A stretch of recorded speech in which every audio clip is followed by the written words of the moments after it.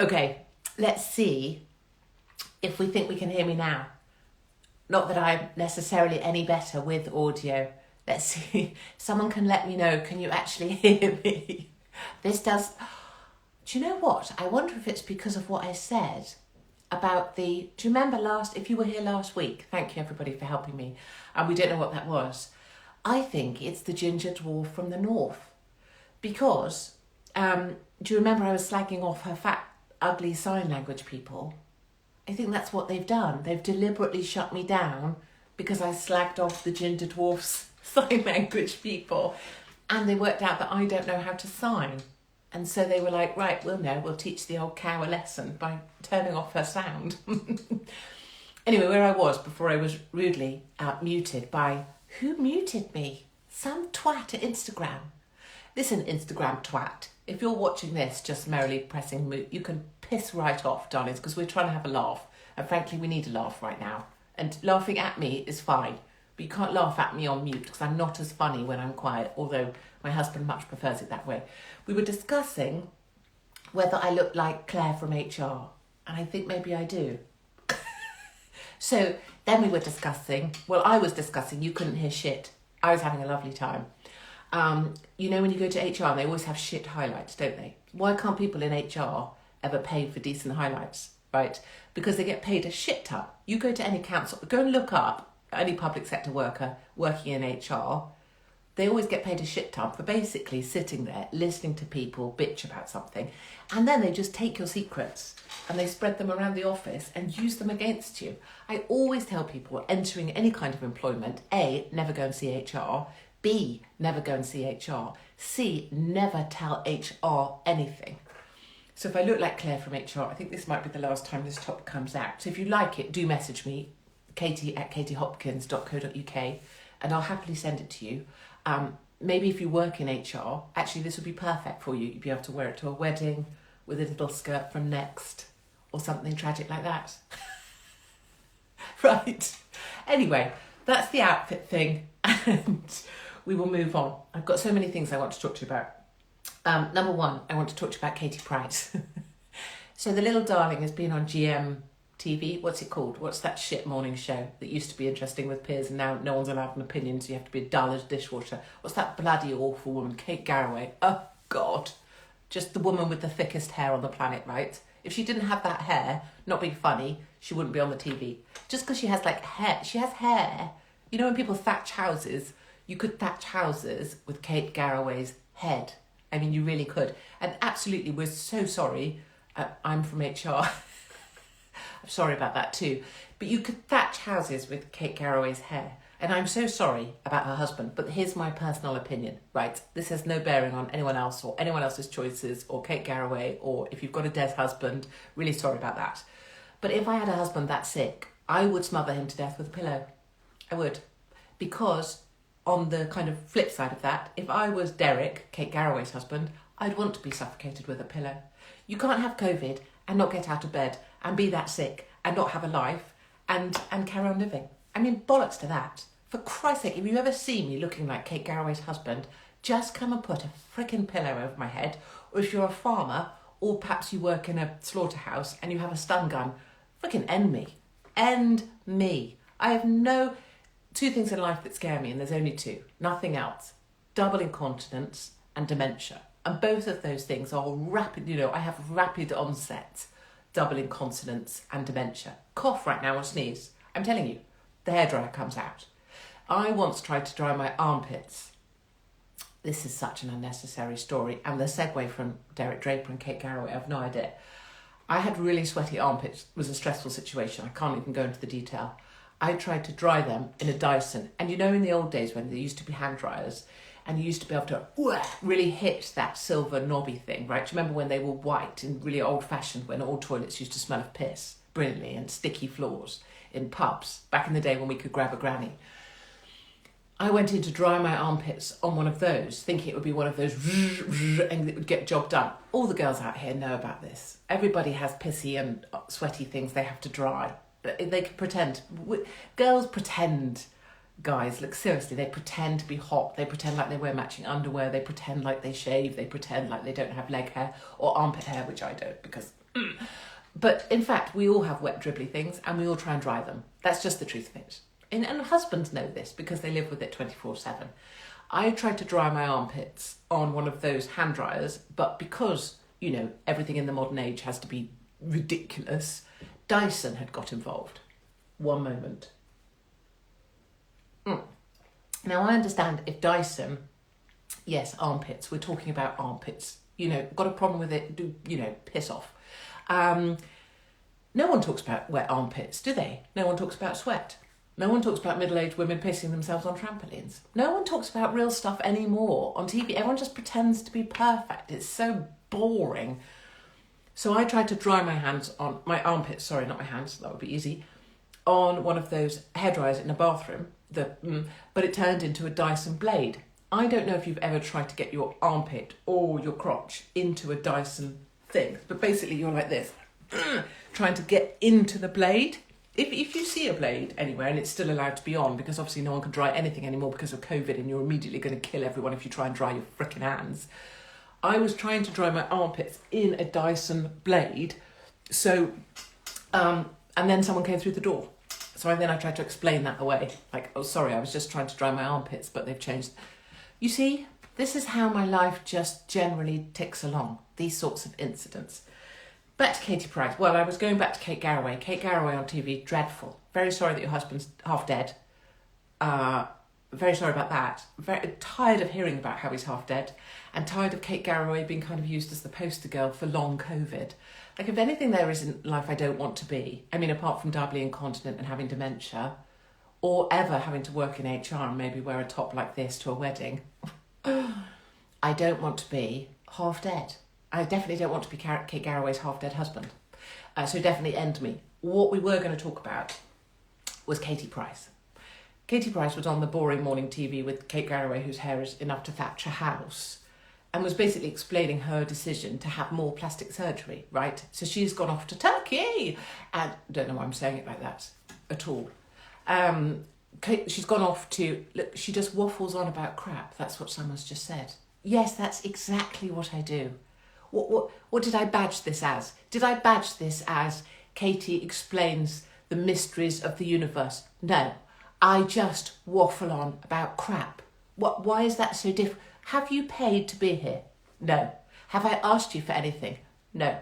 Have I even asked you or told you to sit and listen? No. So offity piss. I just waffle on about crap. You can piss off. Unless you want to write something amusing, fun, or expose yourself, not in a penis way, but tell me interesting things. Piss off. Piss off. You don't have to listen or tell me I'm waffling on about crap. I know. That's the point of this. I'm not talking about COVID, boring shit statistics, or telling anybody to stay indoors and be frightened. Imagine that. And I'm not trying to pretend I'm perfect. I have screwed up more things than any other living person in the UK. And yet here I am. Like a phoenix, someone called me the other day, a phoenix. I am a haggard phoenix. And I refuse to go down in every sense. Been married a long time, darlings. We're way over that. Katie Price. So she went to Turkey. See, every time. Can I say it properly? She went to Turkey. Oh, there we go. Katie Price went to Turkey to have plastic surgery. That's almost as if I'm on the BBC. And I wouldn't want to be on the BBC because they're a bunch of tossers. Gary Lineker, for example. So she went to Turkey to have more plastic surgery. And I say, good on her. Because she chose to do that. And good on her. And she found a way of doing that. And good on her. And it doesn't matter what you, me, anyone else think. She looks in the mirror now. Maybe she feels a bit better about herself. Good for you, bird. Good on you. You got to Turkey. Brilliant. I hope it was hot. I hope you got to lie on a sun lounger. I hope you got to spend time with some Turkish waiter. I mean, what do I know? Genital herpes is all I can think, but I'm sure it was perfect. And she had a nice time. I mean, I saw pictures of her with all these drainage things on her, and I will say that bird can take pain. So I did CBB, didn't I, with Pricey. And I know a bit about pain, but it's not so much self-inflicted. I've seen some of that stuff, and those drainage stuff, when they pull drains out, I mean, you all know, what is the wine? It's Merlot. It's Barefoot Merlot. My husband says it's dreadful. which means I love it. And it's frightfully cheap, like me. Anybody can get it. And it tastes like blackberries. And that's an excellent thing. And it's very good at any time of the day with any kind of food. I so should... imagine if I was your wine waiter. Can I get the wine menu? Yeah, you don't want to bother with that. Just get the cheap one. Tastes like this. Anyway, I could sell wine brilliantly, right? And also the other thing I want to be is one of those people on an airplane that announces things. Just that has to happen within my lifetime. I've often thought about making a run for it and just grabbing that thing. And you know, when they do that whole BA, wah, wah, wah. What do they do? What's that programme BA called? It's bloody awful, where they give money to charity. Flying Start, that's it. I always want to go up and go, fuck Flying Start, my darlings. Don't give us your change. Don't give us any cash. We're BA. Take your pennies and buy some booze. If this plane goes down, we're all fucked, darlings. Gin and tonics up the alley. I'll come pushing them through the plane. Brilliant. To the fatty that asked for a seatbelt extender in 32C, you should be freaking well ashamed of yourself. Please feel free to leave the aircraft now. Anyway, what was I talking about? Katie Price. So I'm happy for her. I've showered with Katie Price. I've seen her plastic surgery scars. She'd just had her tits done when she came into CBB last, and they weren't mended at all. So they were still kind of hanging out. And then there was a big hole she had. Love her. She won't mind me saying this because, we were all there. And she had this sort of 2-inch hole here where a bit of her new boob was still coming out. And then I got called in because I was supposed to be like, what is it? Well, because I look like Claire from HR. I got called into the fucking diary room and given a tape measure. And I had to measure the what's it here, the hole under Katie Price's tit with a tape measure. And then I had to go back to the diary room and tell them how big it was. And half of her tit was coming out. And then I had to shower with her to wash her hair because she couldn't lift her arms up above her head. And I'm not saying that to laugh at Katie Price. I'm saying she's pretty stoic. Like, I admire somebody, who's going to put themselves through that because it's going to make themselves feel better. And actually, I admire her mostly for going on Good Morning Whatever the Fuck with Kate Garraway with the dead husband, half-dead husband who needs to be ended because we wouldn't let a dog live like that, would we? And just going, yeah, you know what, I did this. Yeah, I did. And it was fine. And I've had my whatever, and I chose to do it, and yeah, it was fine. And I feel good about myself. Thank God for her. How many people have we got left going on telly saying what they really think? And the answer to that, my darlings, is frickety zero. Because every bastard wants to be liked. And that's why TV's so shit. And that's why, really, what are you hearing on news now? You're not seeing anyone go anywhere, are you? You're not seeing anyone turn up on location and report an actual story with stuff happening behind them. Mostly, you've just got fat old men telling you shit while sat in their studio or writing some shitty column, Dan Wood and Piers Morgan, while sat at home in their pyjamas. I am concerned about the state of Piers Morgan's head. His head and his body is now the same thing. I fucking love you. Oh, how lovely. Thank you, Scarlett. I love you too. Even in this top? I don't know, Scarlett. It's not my hottest look, is it, darling? Piers Morgan's head has merged in a way that large corporates sometimes merge, but, less financially successful. His head has merged with his body, hasn't it? So he's now just one... I'm not going to do it because I turn my phone... when you do that thing when you have your phone the wrong way and it accidentally looks up at you from underneath. I did that earlier today. I was like, holy shit, my mother's here. And then I was like, holy shit, actually, that's me. But anyway, criticism of myself aside... The top is really nice on. Is it though? You see, I think it looked better in the store where I made the purchase. I think now it's on. But thanks, so sweet. So anyway, Piers Morgan's head has merged with his body, which is also horrendous. I've seen him naked. It's not good, darlings. And so he's now just got a face neck. What do you call that? A feck. Because ankle and calf is... cankle, right? And when I put on all that weight to prove that fat people are lazy, you've got wine on your left tit. I have not. Which one's left? Hold on, this one. I have not. That's really naughty. Don't be naughty. So, cankle, right? And when I was really, really tubs to prove that you need to like own your shit, that was all that was about. I had a gunt, which is a gut and a gunt. Piers Morgan has got a face that is also a neck, a feck, or a face that's also a body, a foddy. I don't know. Anyway, how can we go about meeting you? So, listen, I can go to America and I can tour, right? So I can get a venue, I can, 350, 400 people of me doing stand-up for an hour. Well, not stand-up, but this, but more kind of, it has some kind of something about it. And those tickets sell out twice over. And that's just in random places in America. And what's really hard, actually, is that I can't do that in the UK, and I'd really love to. If there was a theatre that could have me, I know we could fill it. And I know we would have a brilliant time. And I know we'd have a better time than any of the male comics that are out there that are just telling you the same old patter, and I can hear that it's not real. And yet I can't get a venue because the left will come and burn it down. So I'm so willing to do it. Maybe we need to bring in the British Army, surround a theatre or a series of theatres. I don't want any money either. Theatre can keep the money. Give it to the people on the desk or the ticket people or the people behind the bar. And we could fill the theatre and have a brilliant time.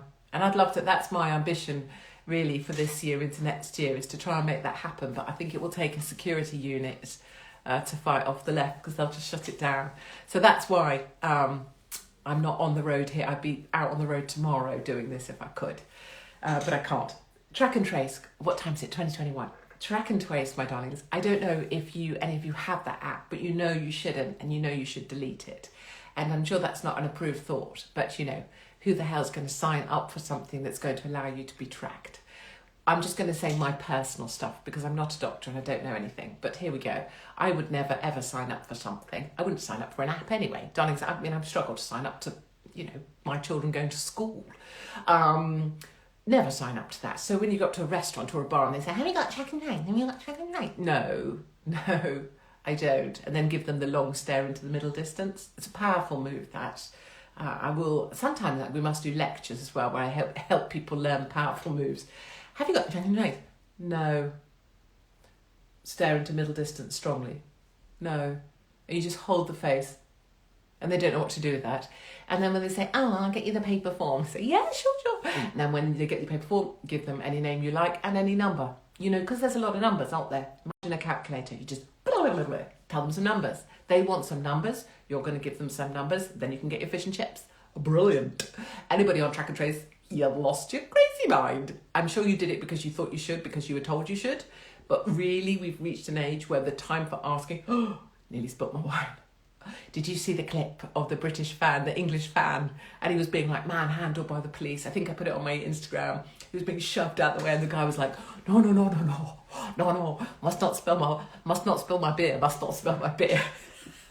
And the police were being like major dickheads, like, ugh. And he was like, no, the golden liquid, no. And he saved it. And then I don't know if you saw the female police officers, they were really shit. So the guys were like, yeah, I'm going to shove you in the back, because I've got a fluoro jacket on. And the girls were like, yeah, I'm the police officer too, but don't hurt me.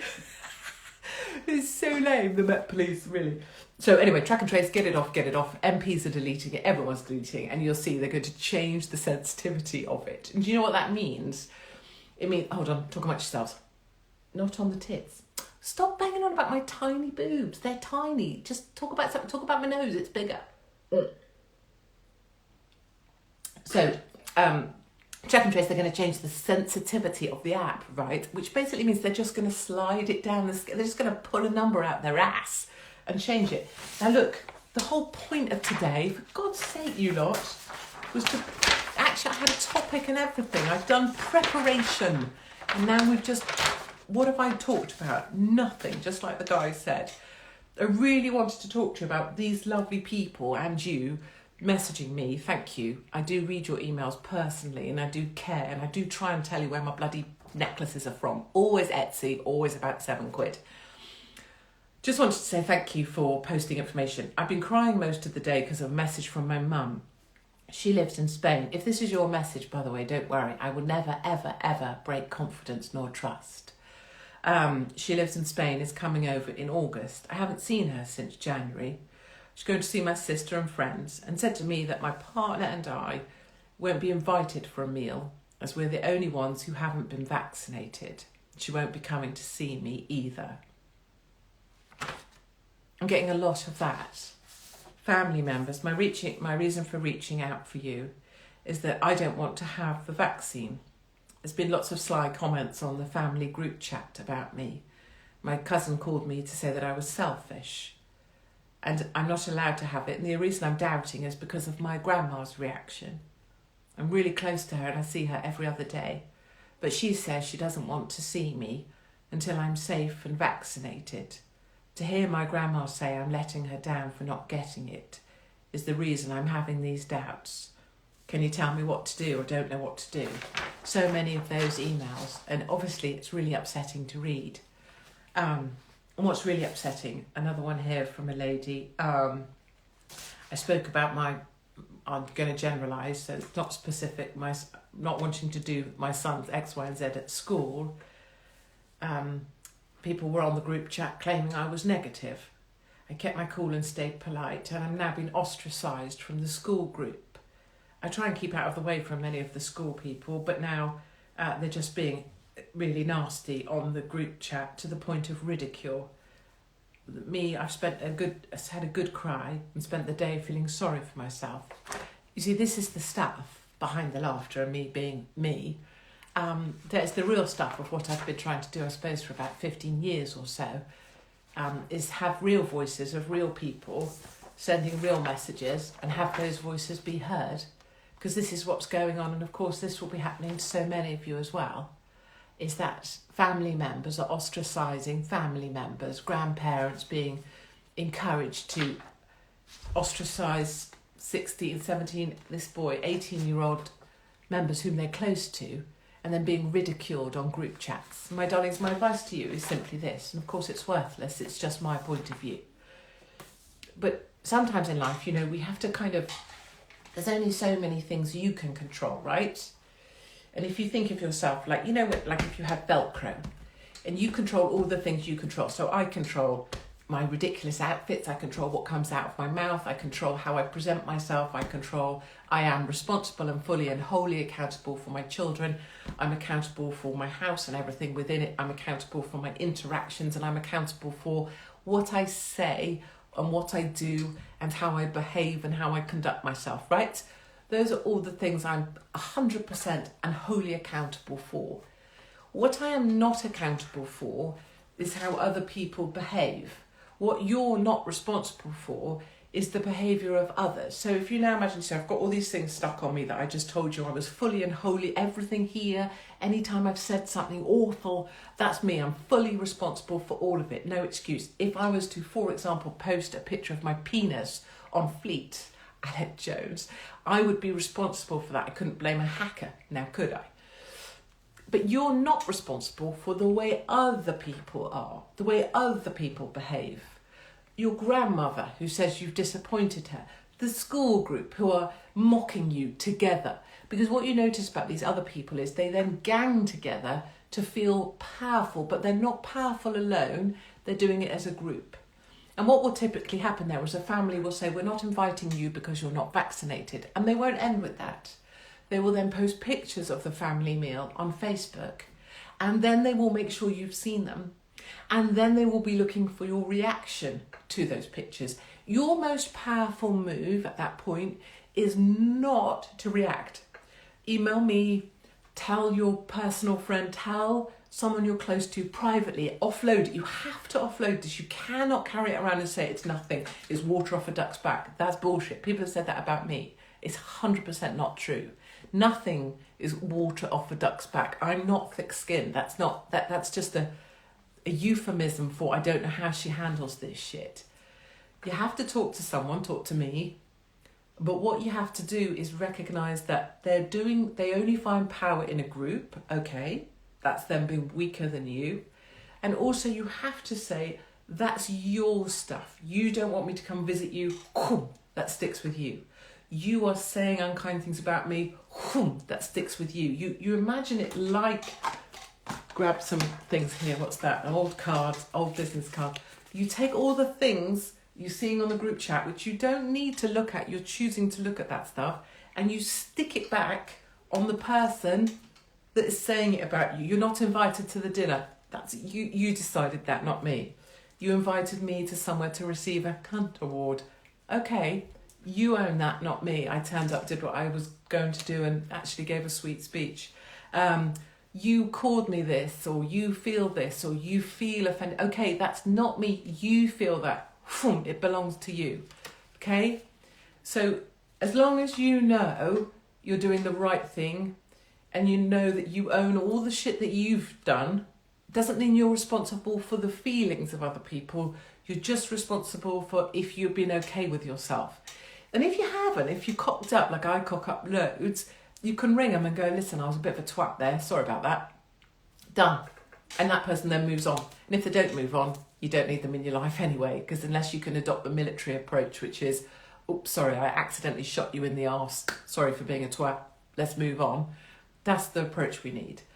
So I guess that's my thing. It's just know you're doing, whatever you're doing, as long as you're comfortable, you're okay. It can be real lonely, but you're not on your own because, look, we're all here.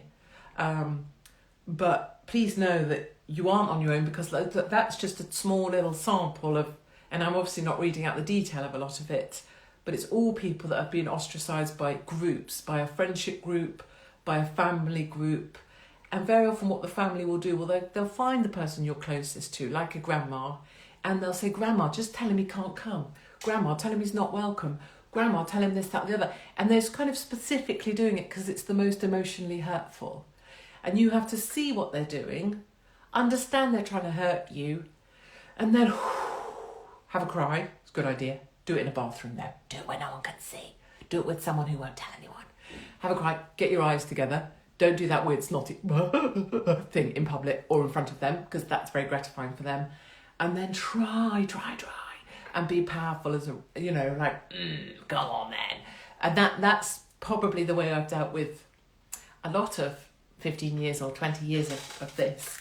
And it's the way I think you can deal with it now. And it's the reason probably, I kind of see a lot of what I've gone through as kind of a building for now, because now is a good time for me, because there's been a lot of this in my life generally for 15 years or so. Anyway, I will love you and leave you. I promise not to bang on. I wish I had you in my ear all the time. Oh, bless you. You don't. Like, my first marriage lasted less than a year.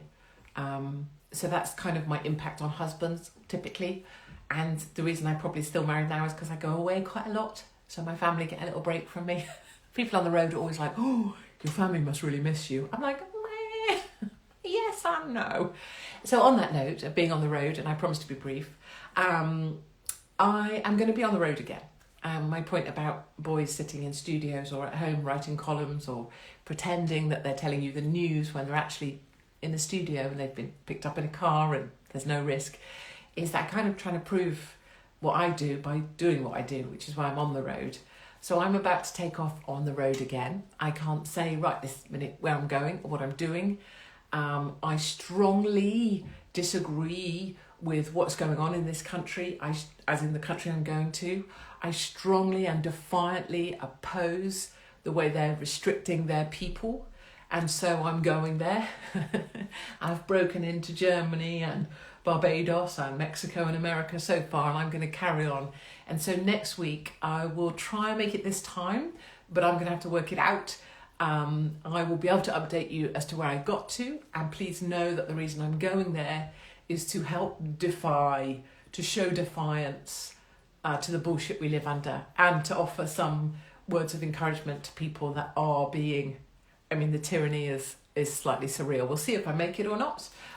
If I don't, and I'm looking forward to seeing my lovely PCR testing ladies at the airport again, who all know that this is a load of old shit. Last time when I went for my PCR tests, we all just did selfies in the booth and had lovely cuddles. So ladies, if you're listening, I hope to see you at the PCR testing centre soon, because we have quite a good laugh before you pretend to be serious again.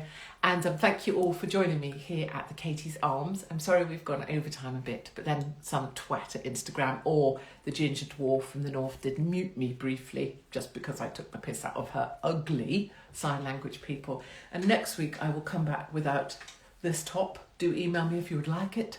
If you would like to look like Claire from HR. Babycham. Do they still do Babycham? That's what Claire from HR, that's what Grandma Granny used to drink, wasn't it? Babycham. Do you remember the little deer prancing across the bottle? And the little glass. Do you remember the little glass you could get with the actual deer on it? It was like a celebration, Babycham. Those were the days, weren't they? Babycham and Grandma Granny. Right, look at my list. I had so many other things to say, but obviously we can't say them. Remember what I said. You own the stuff that you're responsible. You own you. Let them own their stuff too. Imagine it like Velcro. You own your stuff, but remember to stick back on them the stuff that they're trying to level at you. Okay, have a lovely weekend, and I will see you in some place new, defiantly, next week.